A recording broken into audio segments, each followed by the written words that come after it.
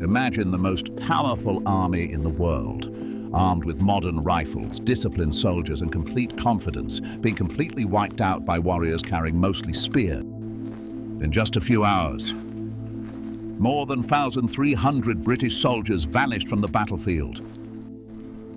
And the most shocking part,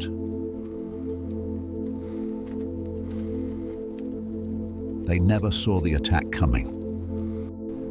This is the story of the Battle of Isandlwana, one of the greatest military disasters in British history, and a battle that proved arrogance can destroy even the strongest army.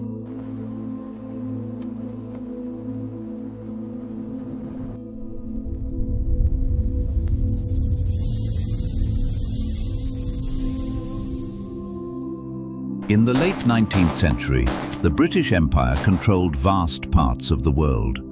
Its army had defeated countless enemies across continents, and many officers believed British victory was almost guaranteed wherever they went. After all, they had superior weapons, superior training, and the confidence of an empire that had rarely been challenged.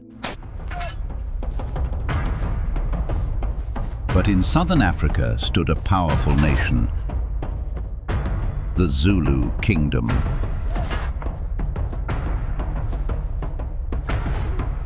The Zulu were not an unorganized tribal force. They were a disciplined warrior society. For generations, their military system had been refined into a highly organized structure where young men trained for combat from an early age. Their warriors were fast, fearless, and deeply loyal to their leaders. And most importantly, they had a battlefield strategy that had defeated enemies many times before. Yet to the British command, the Zulu army looked primitive. That assumption would prove catastrophic.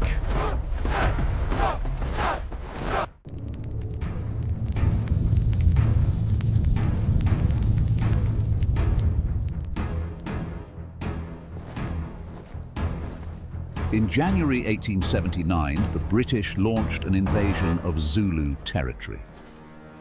The plan seemed simple.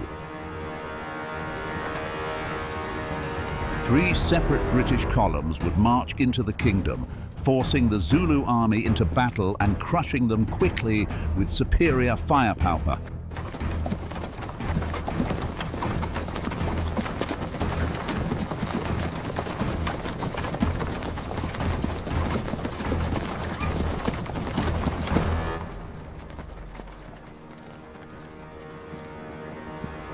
One of these columns was led by Lord Chelmsford, the British commander of the campaign.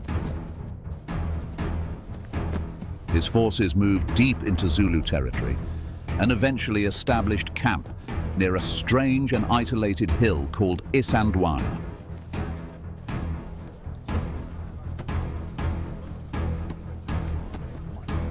Around it, the British set up their camp. But something was missing. They did not fortify the position. There were no trenches, no defensive barricades.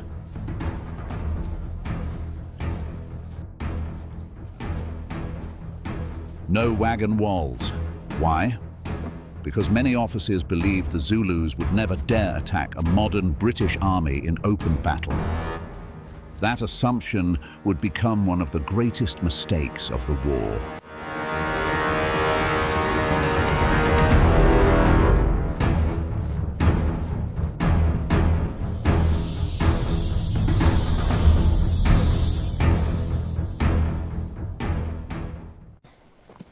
On the morning of January 22nd, 1879, Lord Chelmsford made a decision that would shape the battle. Reports suggested that Zulu forces had been spotted nearby. Chelmsford decided to leave the camp with a large portion of his troops to search for the enemy. Nearly half the British force marched away from Isandlwana. The camp was left with roughly 1,700 soldiers, including British regulars, colonial troops, and African auxiliaries. Hours passed. The day seemed calm. But then British scouts noticed movement in the distance.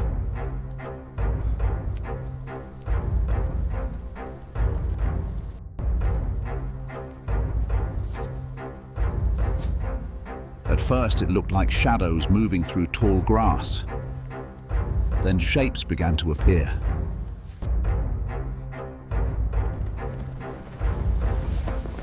More shapes.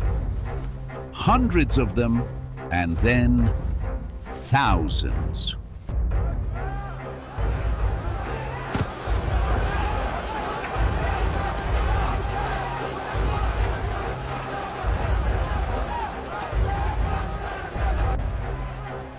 Suddenly, the horrifying truth became clear. More than 20,000 warriors had been hidden in the nearby hills.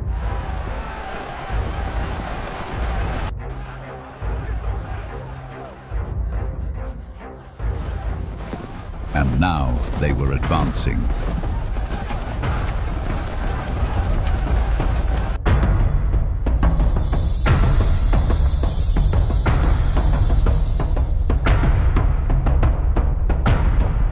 The Zulu army immediately formed its famous battle formation known as the Horns of the Buffalo. This strategy had been perfected over decades. At the center of the army was the chest, a powerful force that attacked the enemy head-on. On both sides were the horns, fast-moving units that raced around the enemy flanks.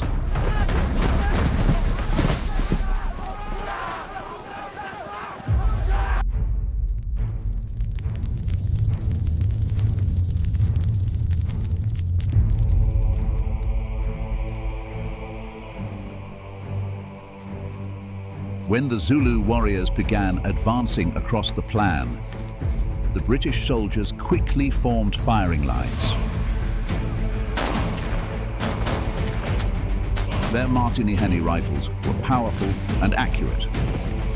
When they opened fire, the effect was devastating. Zulu warriors fell in large numbers. The rifles fired volley after volley.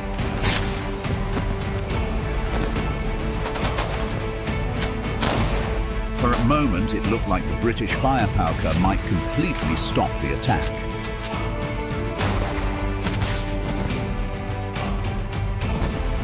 But there was a problem. To cover the entire battlefield, the British lines had stretched dangerously thin.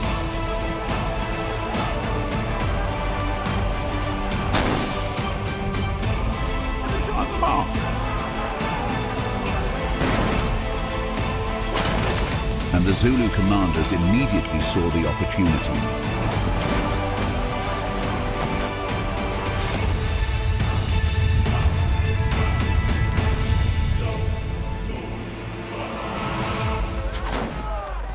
Once the Zulu warriors reached close range, the battle changed instantly. Their primary weapon was a short stabbing spear called the Ikwa. It was designed for brutal close combat, fast, silent, deadly.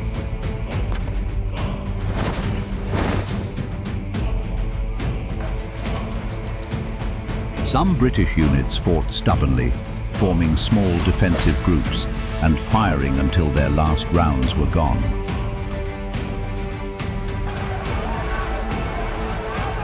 But the numbers were overwhelming.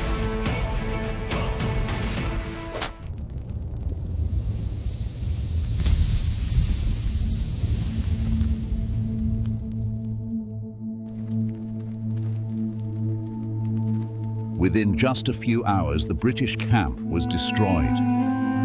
More than 1,300 soldiers were killed.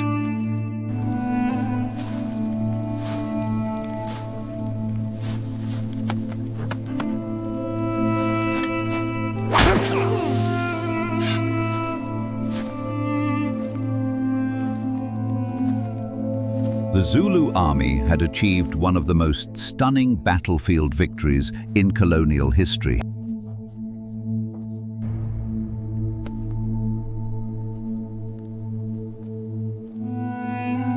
When Lord Chelmsford finally returned to the camp later that evening,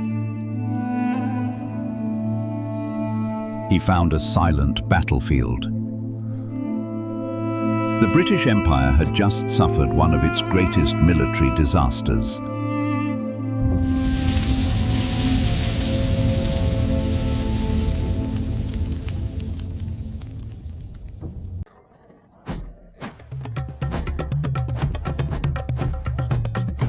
Despite this incredible victory, the Zulu kingdom would not win the war.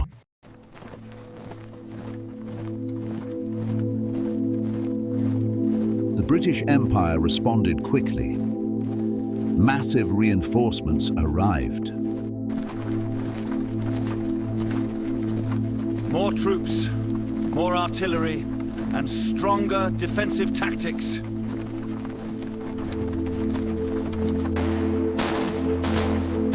Over the following months, the British reorganized their campaign and eventually defeated the Zulu army in later battles. The kingdom would ultimately fall under British control. Yet the memory of Isandlwana never disappeared.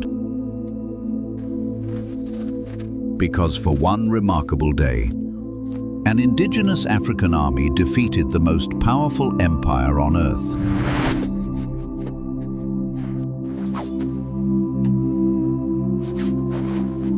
The Battle of Isandlwana was more than just a battle. It was a clash between two very different military traditions. On one side stood a global empire, confident in its technology.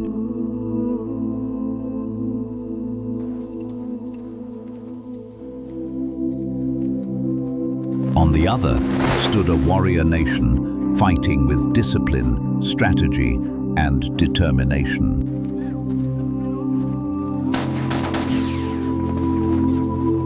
If you enjoyed this story and want to hear more incredible battles from history, make sure to leave a like on this video.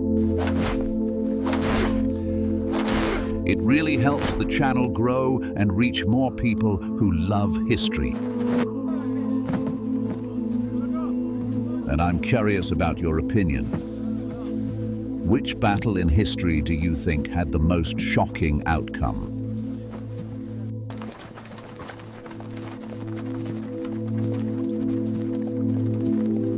Let me know in the comments.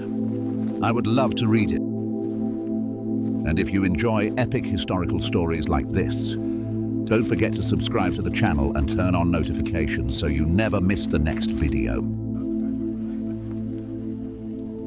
Thanks for watching, and I'll wait you in the next story.